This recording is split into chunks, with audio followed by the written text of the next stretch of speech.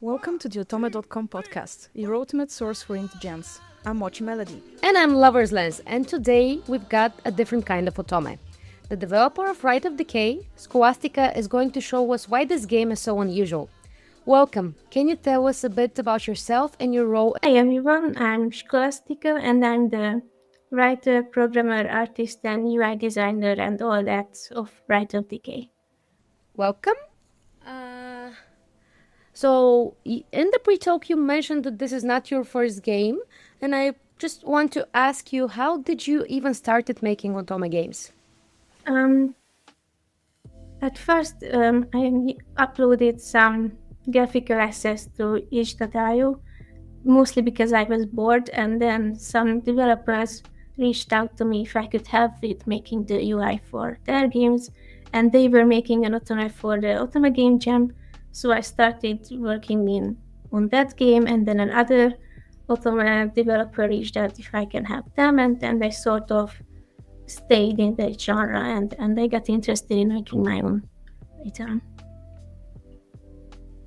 Awesome. We should jump right into it and talk about Rite of Decay. It's such a rich, lore-heavy experience. For those who haven't played it yet, could you describe it?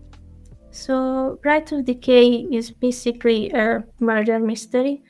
It follows the story of Nastya, who is part of an order of physicians specifically tasked to deal with a highly infective disease called the rot.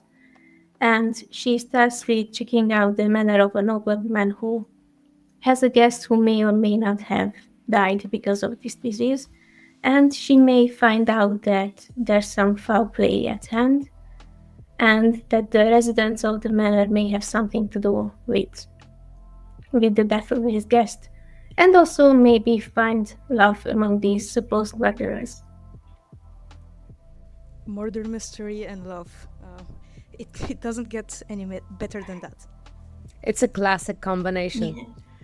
So I noticed that this game has a very distinct identity with this fantasy murder mystery elements, with all this plague theme and its emotional undertones. So what exactly inspired you to create a world where love and sickness intertwine in such a way?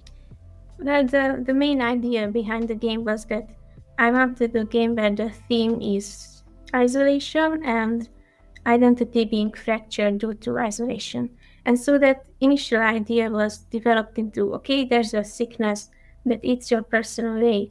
And even if you survive, you have no place to be, and you have to hide every identifiable part of your body. And basically, you have to be part of this faceless government institution where your only use is that you won't get infected again. So you don't even really have a purpose in life. And so that premise then was quite easily to add to it the desire to seek connection through romance or friendship, and then to navigate personal relationships where everyone wants to hide part of them or find part of them. So it kind of came together naturally, I think. It did. It really did. And these relationships that you mentioned, they feel so layered. You have Nastya, who's balancing her duties while navigating these intense dynamics with the love interests. How did you approach writing romance that feels so natural and immersive? I mostly just tried simply taking it slowly, which might be evident from the demo because there's not many outwardly romantic things going on yet. But each character, Nastya included, has like these incredibly high walls. So I thought that in order to any relationship to feel natural, every scene has to remove one or two bricks at a time, unless of course something pushes up the product a little bit more. Like, I don't know, visions of cannibalistic dreams and things like that.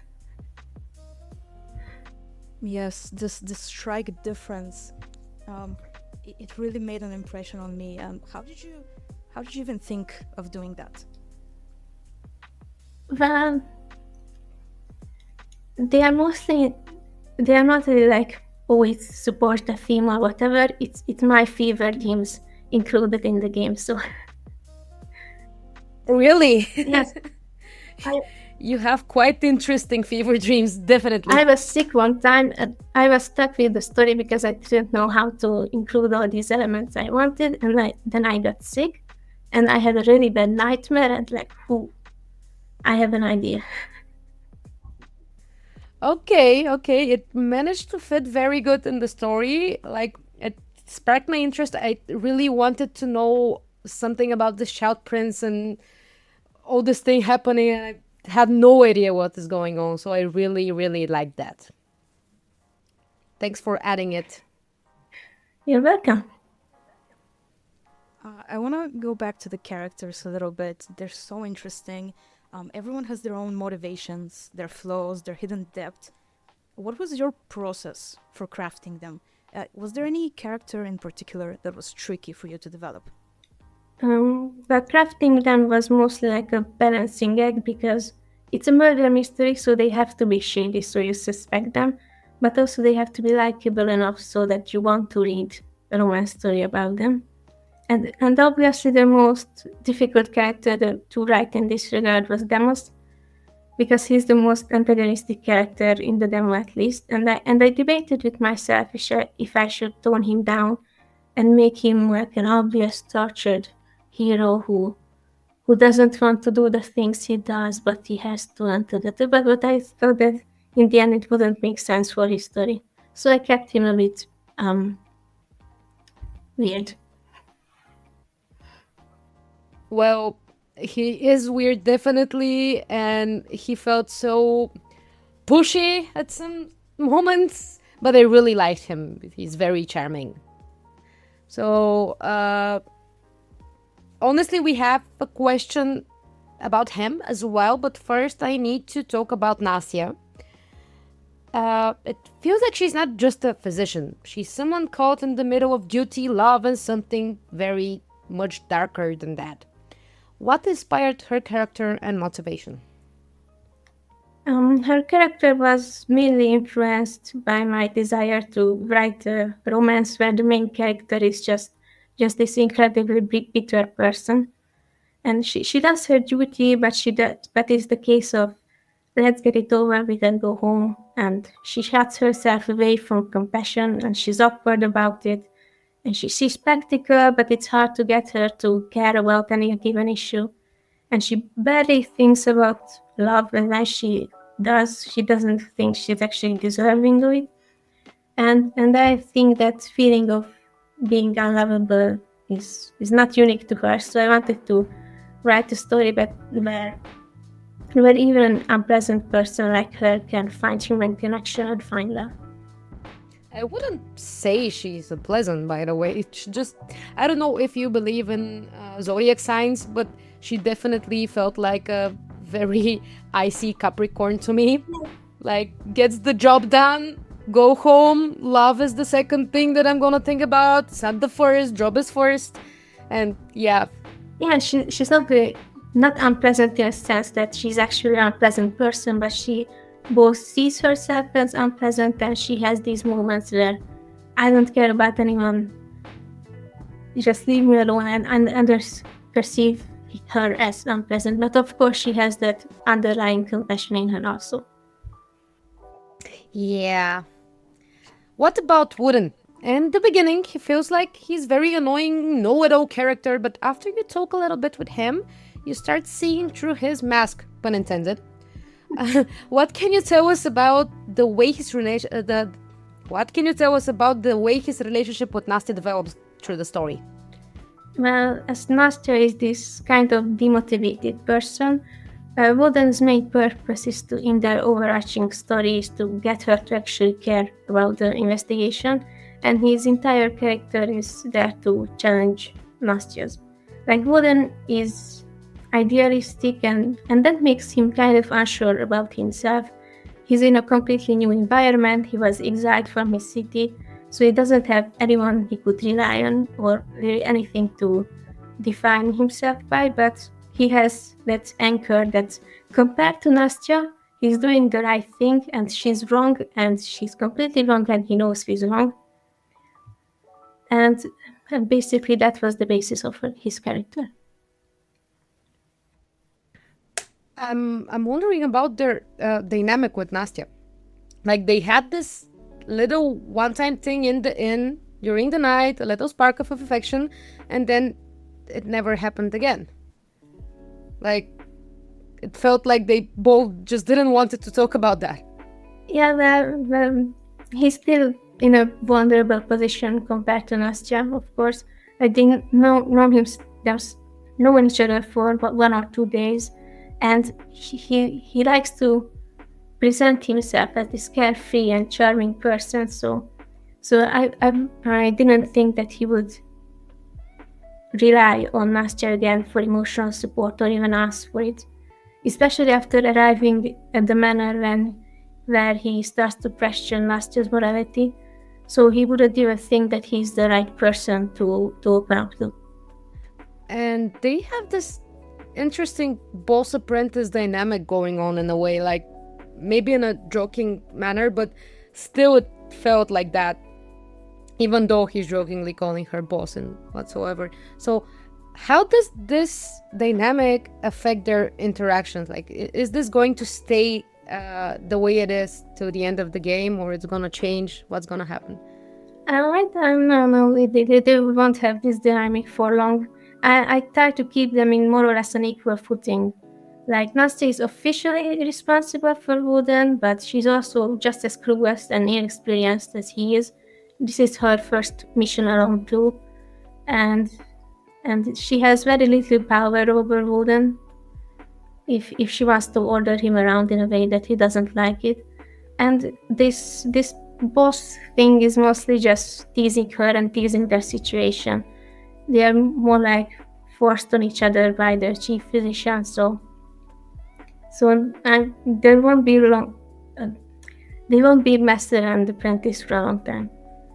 More like friends. I want to make it so that Nastya and Woden become friends, even if Nastya romances another character.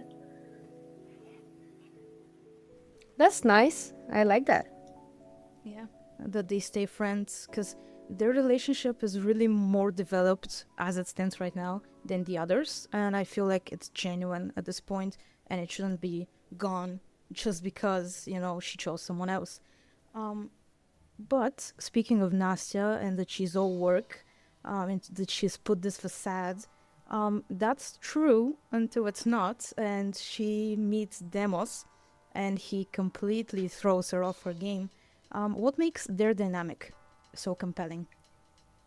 Demos is, in a way, a mirror to Woden, so while Woden is unsure about himself, Demos is convinced that he's completely right every time, and if he has to trample over some boundaries to get what he wants, then it's fine, he doesn't really care. Woden is sort of inexperienced with social interaction and uses these cheap, flirtatious lines, and Demos obviously knows how to push people's buttons and relies heavily on his sex appeal. And he's this manipulative and unaware of the harm he might be causing. So basically a walking red flag. And his journey is more like one, learning to actually not be such an awful person, but also Nastya dislikes and distrusts him immensely after the first day, and the question is if Nastya would accept him if he ever chooses to become a better person. Not really if he can become, because he can, but would Nastya accept his apology or his redemption? That's what I'm planning, at least. Wow, this is a nice character arc, and it suits him so well. I definitely want to see that in the end game.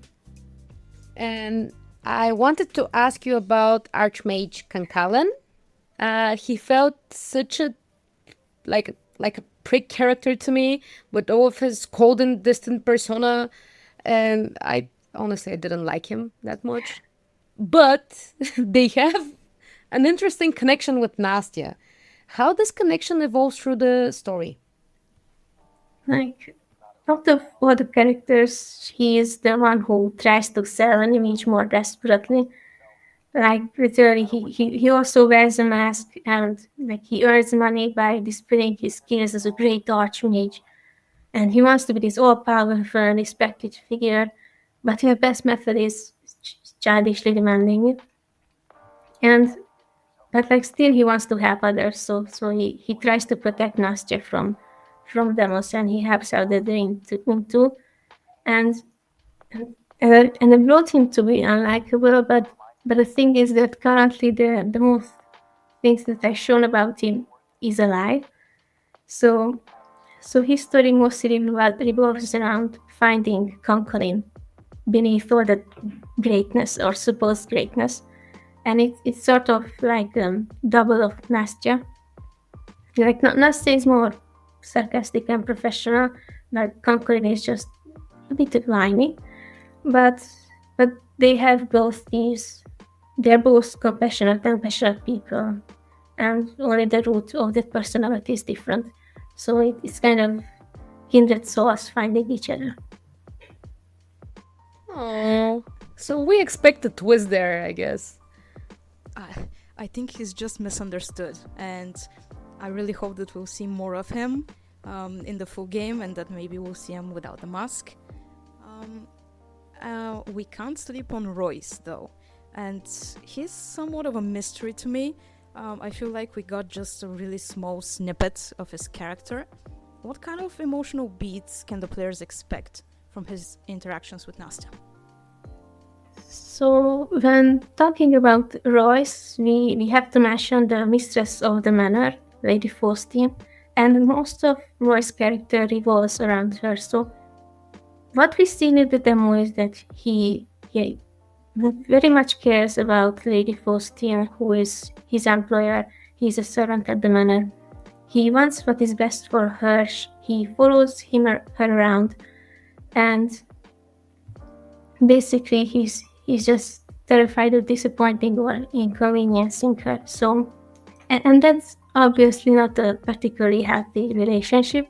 So the emotional aspect of his story is very much, if Nastya ever comes to like Royce, then could it become something more healthy than his relationship with Lady Faustine, or could he turn his back on Lady Faustine at all?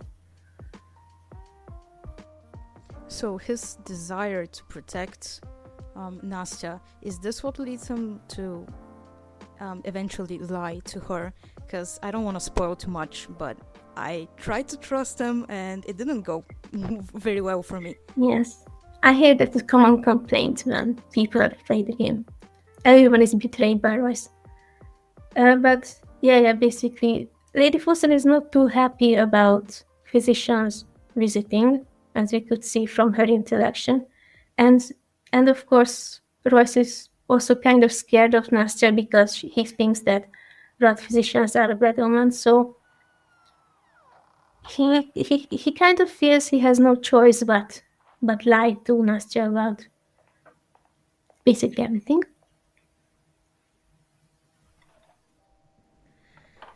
Well, that explains a lot now. Like when I played the demo, I felt really bad when this happened. Like when I reached a hard ending there. Like, come on, he's the shy guy. He's so lovable, and his horse is called Buttercup. How could a guy like that give me false information? I almost Just made it worse didn't get because in the original draft of the story, the ending for him and the ending for the young hunter at the inn was switched. So I don't know if any of you got that ending, but he almost murdered Nastya as well. Oh, no. No, we missed that. I'm not sure if it's for the good or no, but we missed it definitely. We should go back Lover's Lens and play again. Just check it out, yeah. Yeah. But I would prefer to play the full game, honestly, when For it gets sure. out. That's the thing. So the time came, and now we are going to talk a little bit about the war and the world building. The setting of the game is quite complex. Most of the characters are masked. There is an unknown unknown plague that kills people, and basically everything is mysterious and gloomy. Can you talk about the world building process and how you made it feel so immersive? There's basically two sides of my world building method. On one hand, I had the basic theme of like isolation and identity loss, so I tried to expand on that. So the gods have no names, civilization has lost its roots, people are living in separate little city-states. There's no information about what elves are, what magic are, what anything, yeah, what anything is. But of course, that would make world building kind of half-baked if I just pose these questions and left at that. So I will try to have answers for all of these, or at least hints for answers in the complete game. On the other hand, I also try to include some smaller bits of world building. So there are plays or books or places that come up in conversation, and just like they come up in real life. And I think that adds a little depth to the culture of the setting. But also I didn't want to like dump all this lore on the reader. So here's my world, its history from the beginning of time. So I try to keep things to the minimum, just so everything is understood, and add the details in the codex or the little tooltips which explain a concept or word. It is a mystery after all, so I think it makes sense not to drop everything at once. I think it's very masterfully done, the way you have these lore parts where you hover over a certain word or term and you get this nice snippet of information. I think it's wonderful. It was perfect. I love that. You got to it. So we talked about the rot a little bit. It's very central, an important part of the plot.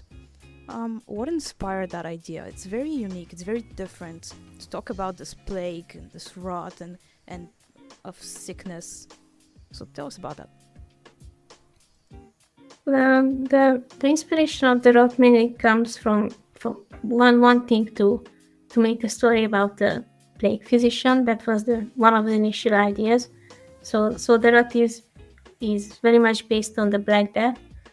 On the other inspiration was basically medieval leprosy victims, because we have this 13th century castle near where I live, and it has this wax doll exhibition of a medieval market, and it has a leprosy victim who is like far in the back corner, isolated from everyone, and he's this figure that has this bag that alerts people that he has this condition, and like that image of this victim being like pushed away from everyone was one of the inspiration for the rot itself.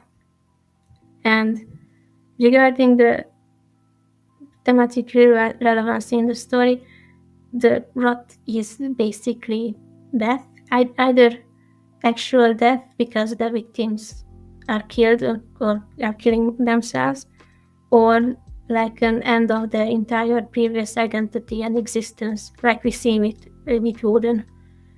And basically facing with either facet of death, how will people react? How will people accept it? That was the main idea of the rot.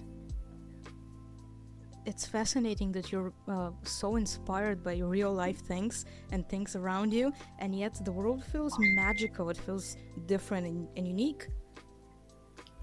I'm also very much inspired by fantasy in general, so I try to include everything that inspires me, both real and fantastic. You did a very good job with that. Like I felt like I'm totally reading a fantasy novel. Like I can't even believe it that this is the first time you're writing at all that kind of game. And yeah, so another thing that I really liked is the art style of the game. And I not only liked it, I loved it.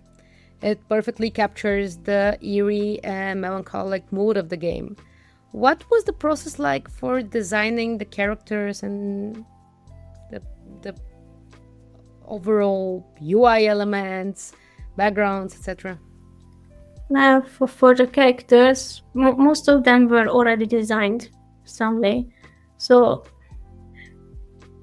before the concept came to be, I just wanted to make like basically the murder mystery with all the characters that I haven't put in other stories. So there was not too much thought behind designing the characters or just refining them for the game. The art style was mostly a case of practicality, because I wanted a more semi-realistic style, but it took too much time to make the CGs and the sprites. So I started to lean heavily into some more stylized form, and I found that the pushing it towards this stained glass-esque style worked, and of course it kind of supported the Gothic theme I was going for.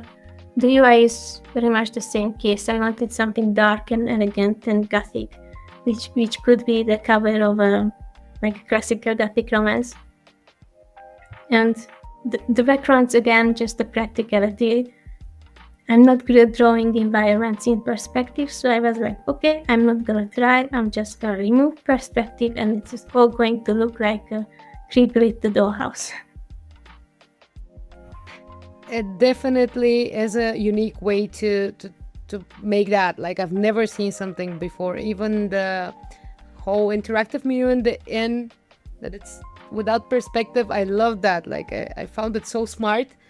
And I also love the stained glass effect of the backgrounds. I love basically everything there. Like, even though the characters in the story, it's a little bit dark and mysterious, the cover palettes, the UI, and the overall feel of the art of the game is so bright. Like, it's a good opposition, you know. Gothic and bright, yeah, that's a combination, right? And there were these particular moments, like details that kind of break the flow, but in a good way. Was there a moment or a scene where you really wanted to push that visual storytelling? Well, it's mostly the two scenes with Royce, not Royce, Demos, where I try to rely more heavily on visuality to capture this feeling of disorientation, like the close-up shots and the UI starting to get a bit wonky. But other than that, I really prefer leaning more heavily on the novel side of visual novels and treat the visual elements as like illustrations in a book, basically. You know, one part that I really enjoyed was seeing Woden's hand. I think this was a very important part of the story, and it was shown beautifully and explained beautifully. How did you come about writing that moment in particular?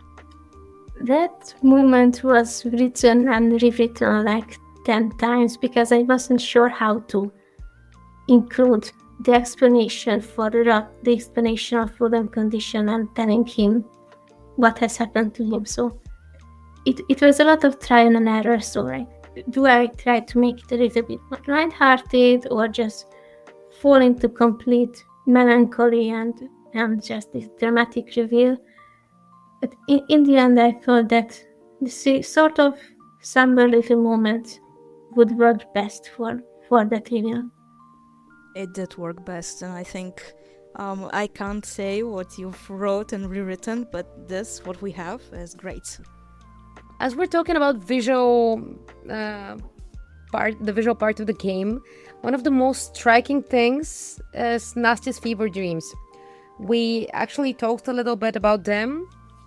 I just wanted to mention that this sudden change in the art, it makes me feel really uncomfortable.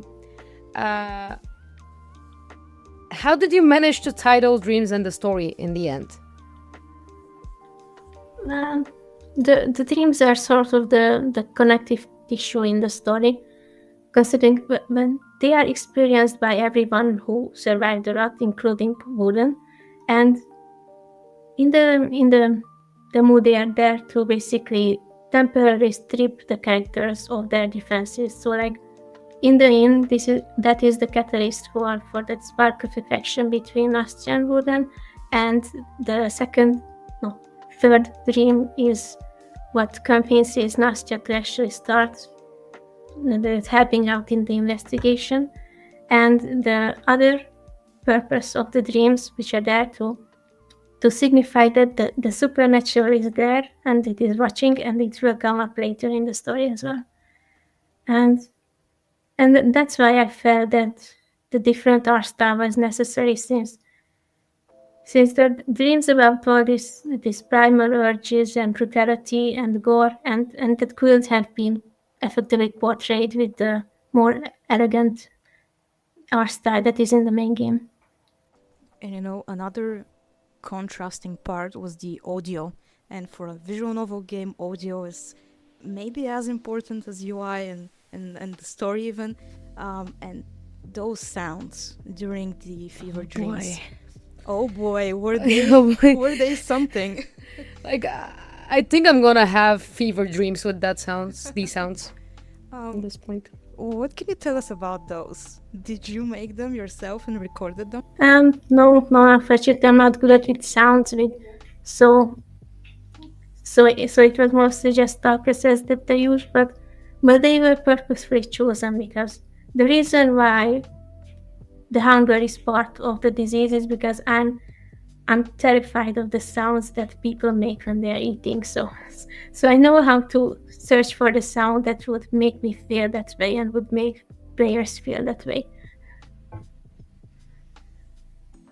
It was truly uncomfortable at times, but still I was so focused in the story I just couldn't force myself to skip it. I had to read all of it. But I think it's time we stop talking about dark stuff, and maybe we can go back to the romance. And I'll give you a hypothetical here. What if Nastya is not a physician and she's not in this rotting world, and instead she's in the 21st century? What would a date with Nastya look like? Where would they go? Honestly, Nastya would just invite everyone to run errands with her, because she doesn't want to do all that date stuff, and Royce and Woden probably would have a meltdown because they want to do all the rom-com stuff and they can't. Nastya's going to be working again, I see.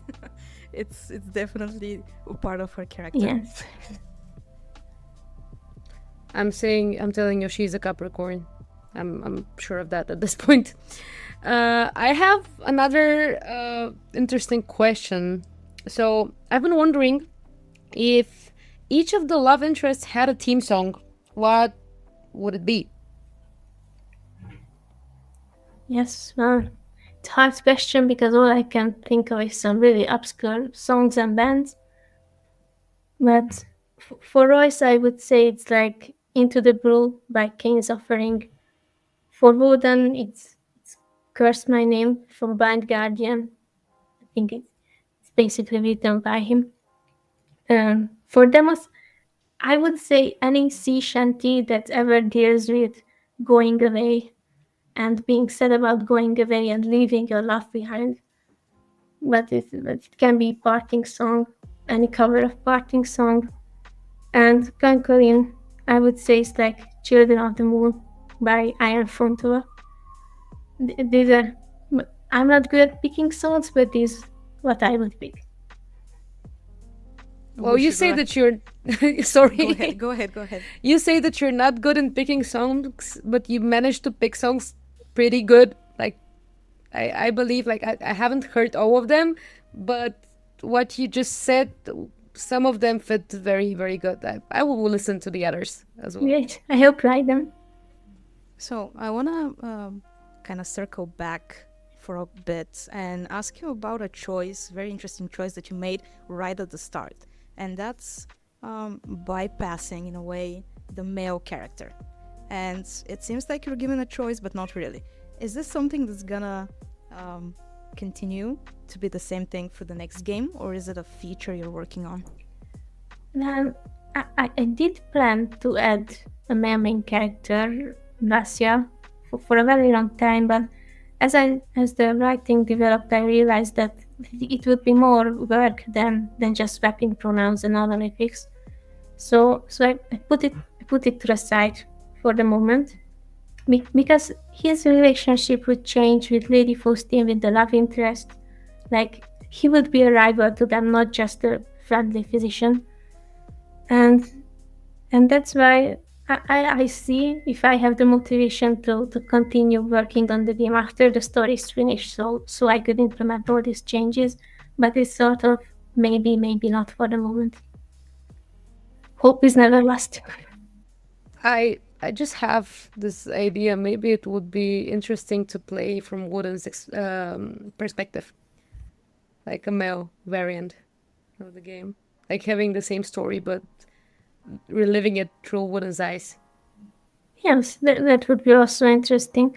That was another thing why I didn't want to implement the my character, yes, because I felt like the story would be basically Woden, but not Woden. So, but yeah, it could be an interesting solution to all that is just a switch perspective. We'll see what's going to happen in the future. And I just wanted to mention that I realized how much effort went into crafting this story. And if you can share some behind the scene details, craft ideas, or just fun facts that you just left behind, I'll be happy to hear them. Well, there's a whole lot of scrapped ideas with this game, because originally I just wanted to have a simple little murder mystery Agatha Christie style and set entirely on Inn, and only Anthony. But then I thought, and the whole setting was more high fantasy, and Demos doesn't even exist. He was a half-orc poet, and that's all. And he wasn't even that manipulative. He was just an artistic person. But then I realized that it didn't really work for the story I tried to tell. So I switched to a more dark theme, and orcs no longer exist in the world, sadly. It's no longer that much Dungeons and Dragons inspired. And I moved it to a castle too, because I love castles. Everybody loves castles.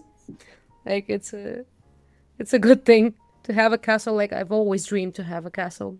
But in modern days it would be very expensive to live in one. And it's time for the $1 million question now. Do you have any estimate of the release date of the final game? Nothing concrete yet. I want to finish up the story next year, the latest. But of course, there's much work to do still. So nothing concrete. Yeah. Okay, so we'll be looking forward to what's going to happen next year, if the game is going to go out or not. And to our listeners, you can go on and check otome.com. We're gonna be uploading some interesting early concept art, so you can check it out. And before we wrap up, do you have any final words for the fans of the story or listeners who love individual novels? Well, only the biggest thank you in the world for being interested and reading the story, and also having me here. It was a pleasure. Of course, a pleasure. And that's it for today's episode, where we explored the dark and mysterious world of Rite of Decay. Thank you so much for joining us. Thank you for having me.